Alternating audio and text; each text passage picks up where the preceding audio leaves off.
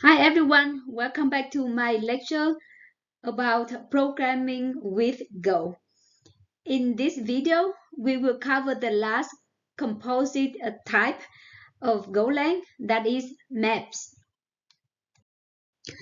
In Golang, a map is a reference to a hash table, which is a data structure that stores data in an unordered collection of key value pairs in which all the keys are distinct and allowing for very fast data retrieval. For example, let's say you want to store the phone numbers of a few people in a hash table. Then the keys are the names of those people and the values are the corresponding phone numbers. Here we need to make sure that the people have distinct names.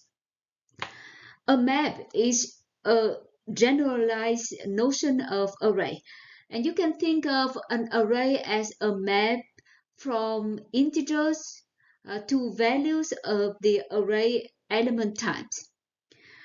Golang syntax to write a mapped type starts with the keyword map followed by the key type in square brackets and then the value type.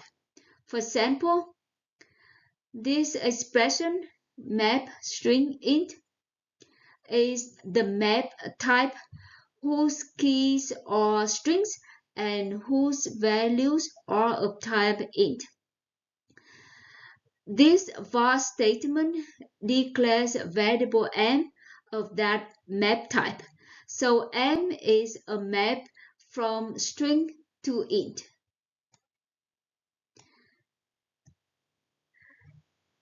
Note that the key type must be comparable using the equality operator because one important operation on a map is to compare keys for data retrieval.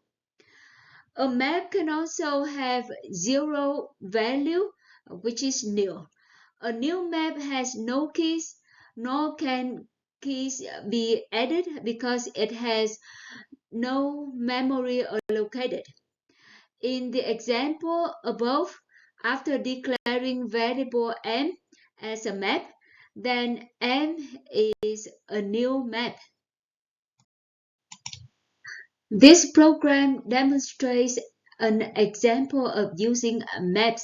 In this program, we first define a struct named vertex, which has two fields, let and long. Both are of type of float64. This vertex structure is intended to represent a location on Earth with a latitude and longitude. Then we declare variable m as a map from string to vertex. So the keys in the map m are strings and the values are of type vertex. After this declaration, m enters a new map. In the main function, we call the building make function with the map type of the variable m. This make function allocates memory for a map of the given type and initialize the map, then returns the initialized map. After assigning m to the map returned by the make function, the map m is not new anymore and we can add keys to it. To add a new key, we assign a value to the map element associated with the given key. Map elements are accessed through subscript notation, as in slices and arrays, but with the key instead of index inside the brackets. For example, to access the element with the key bell labs of the map m, we write m followed by the string bell labs in square brackets. The assignment of this map element M of bell labs to a vertex value will add the key bell labs to the map M because that key was not present before this assignment statement. You can then print out the value of this map element by passing it to the println function. Accessing a map element by subscripting always use a value. You can initialize a map without using the make function by providing a map literal when declaring the map, as in this program. This program declares an initialized variable M to a map literal and displays the entire map M. Okay, so here's the output of the program. Map literals are written like struct literals, but the keys are required. The one highlighted here is an example of a map literal from string to vertex, which is a struct defined here. A map literal is written as a list of key value pairs enclosed inside a pair of curly brackets that follows the map type. In each key value pair, the key is written to the left of the colon and the value is written to the right of the colon. Here is a value of the map M is a struct literal of type vertex, so it is written starting with the type name vertex. Note that if the top level type enters a type name, as in this case, you can omit it from the elements of the map literal. In other words, you can omit the name vertex from the elements of this map literal. A map may not contain all keys of its key type. So before accessing a map element with a key, you may want to test if the key is present using a two-value assignment as in this assignment, whose right-hand side is the map element with the given key. The left-hand side of this assignment has two variables instead of one. The first variable will store the value of the given map element if the key is present and zero otherwise. The second variable, OK, receives a Boolean value that is true if and only if the key is present in the map. Note that if one of these two variables have not yet been declared, then you could use a short declaration form in place of the assignment statement as above. This code fragment shows examples of testing map keys. The first statement in the code fragment creates a map M from a string to int using the built-in make function. Then it adds an element with the key answer and value 42 to the map M by assigning M of answer to 42. Then we use the short declaration form of a two-value assignment to test if the key answer is present in the map M or not. This also declares the two variables v and OK on the left-hand side of the assignment. Then we print out the values of variable v and OK. And it displays 42 for v and 2 for OK. This result indicates that the key answer is present in the map M, and the value of the map element with the key answer is 42. Then we use the built-in delete function to remove the element with the key answer from the map M. The delete function takes the map as the first argument and the key as the second argument.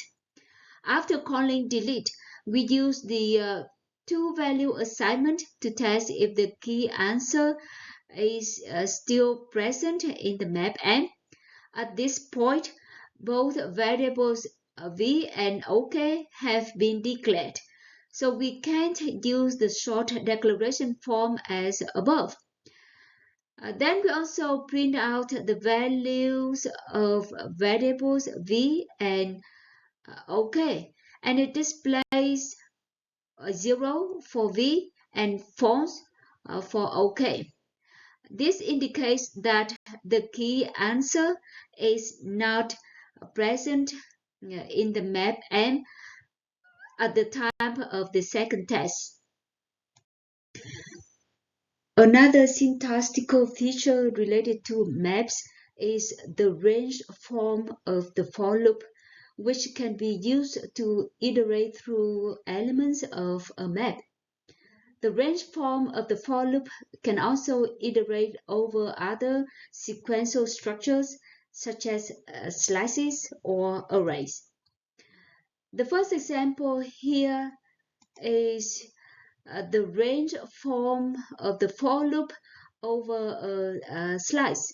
And the second example here is the range form of the for loop over a map. You can think of range as a function that takes a slice or a map as argument, but it's not written as a function call because there's no parentheses around the slice or the map after range. When iterating, range returns two values for each iteration. If it's ranging over a slice, then the first value returned by range is the index, and the second value returned by range is a copy of the element at that index.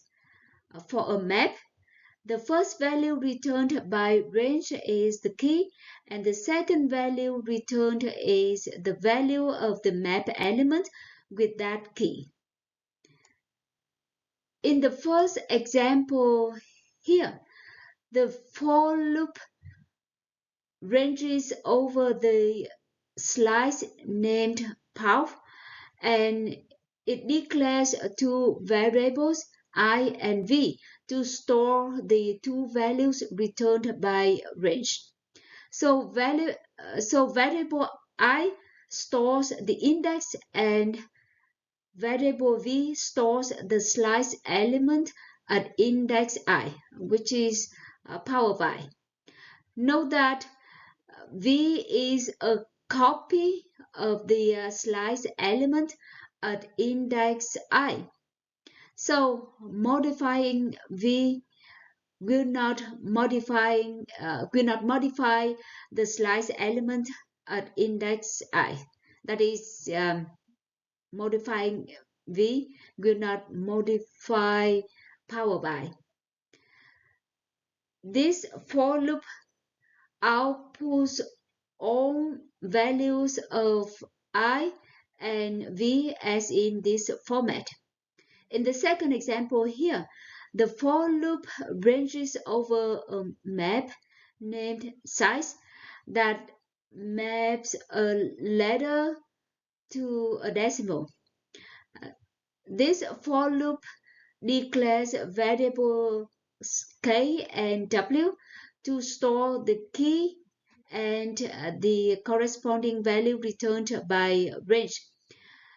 It also outputs the value of k and w returned by a range for each iteration. And here is the output. So these are the value of k, and these are the values of w. You can skip one of the two ranging variables by assigning it to underscore. For example, if you want to skip the value, then you can replace the second variable with underscore in the header of the range form of the for loop. And if you want to skip the index or the key for the map, then you replace the first variable with underscore. If you only want the index or key, then you can omit the second variable. For example, when ranging over a slice named path, when you write for I colon equal range of path, it's the same as writing for I comma underscore colon equal range of path. So here you don't have to write the comma and the underscore after the first variable. And so here you only need the index for the slice. And here is another example with the map. And in this example, we create the map M from byte to string. Recall that byte represents characters. So here we can use characters as the key for the elements of the map M, and we just add a few keys A, B, F to the map. And then we use a for loop with the range that has only the key. Okay, and so we just write 4k colon equal range of n, and then we print out the key. So this will range over all of the keys that are present in the map M. So if the map M is empty, then it could not iterate over any element, so it will not print out anything. But here there are 3 keys added to the map M, so it will print out those 3 keys, but as a number instead of A, B, F. Now I want to show you a more practical example of using maps and range.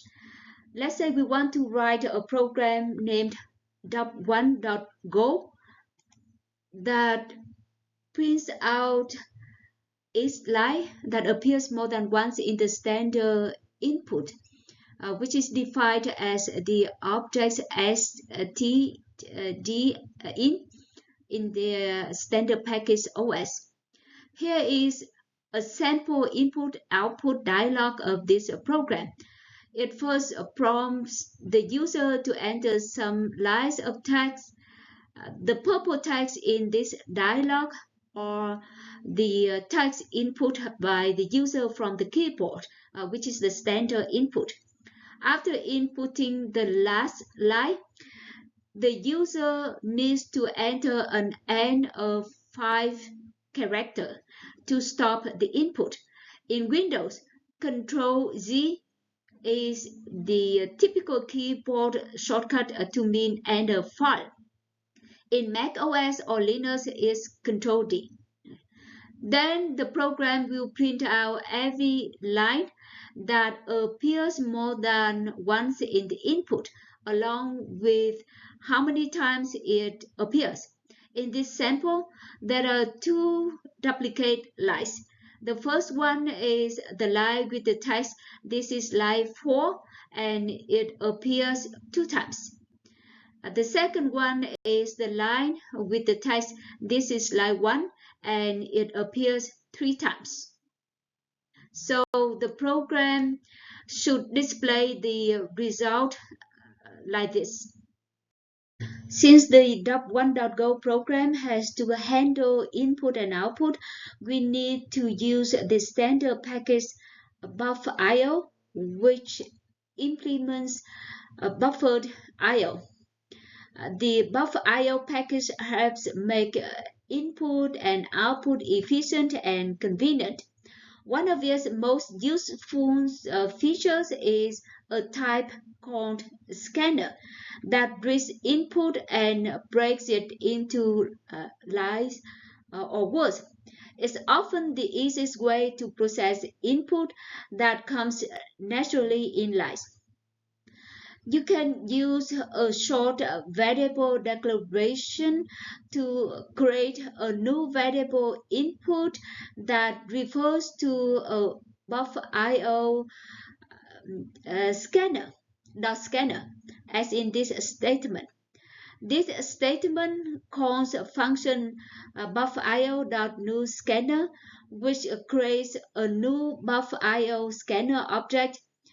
The scanner created by this statement will read from the program's standard input because we pass the standard input object as the argument to function buffer.io.new scanner.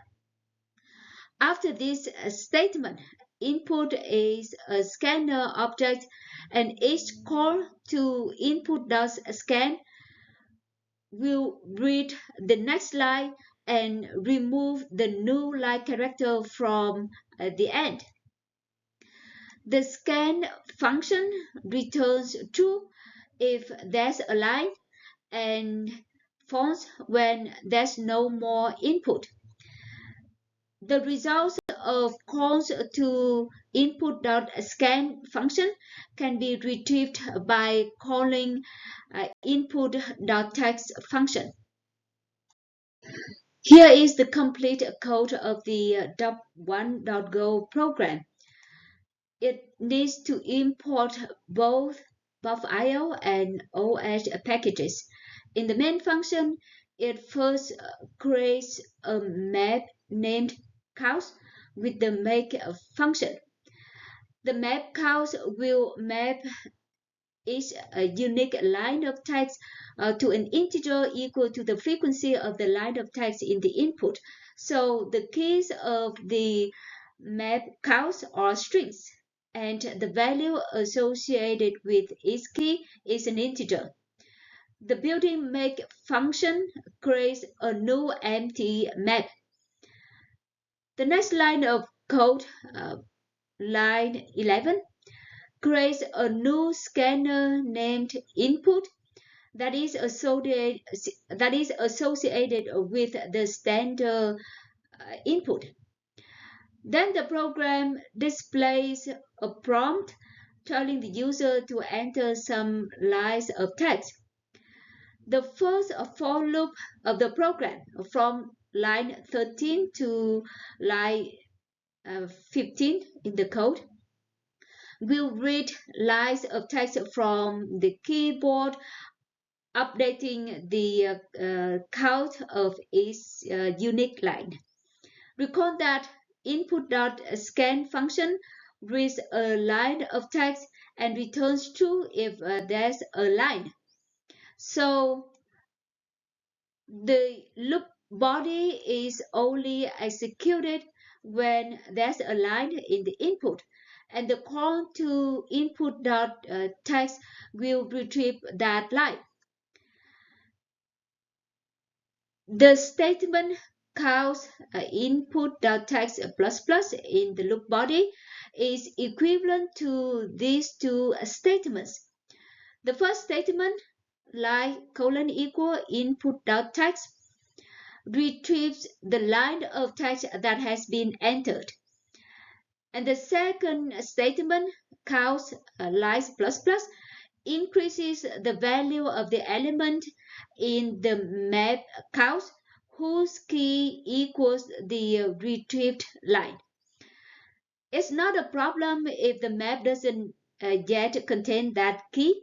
The first time a new line is seen, the expression counts of line evaluates to the zero value for its type, which is 0 for int.